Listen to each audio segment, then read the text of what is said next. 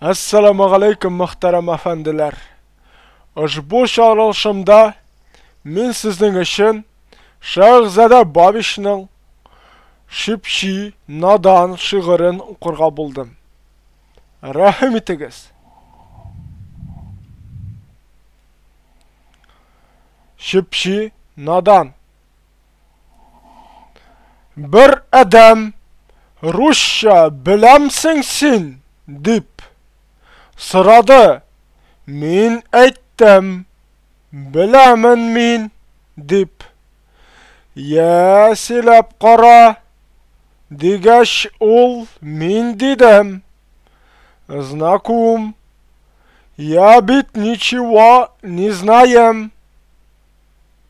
Шәп икәнсең Русчага, шәлкүл задам. Кем иратты? Әйтче, диде ул адам. Мен бу сезгә аптырап тордым, ләкин аңладым тиз. Ул икән Şipşi Nadan. 1911 sene. Biz rahmet.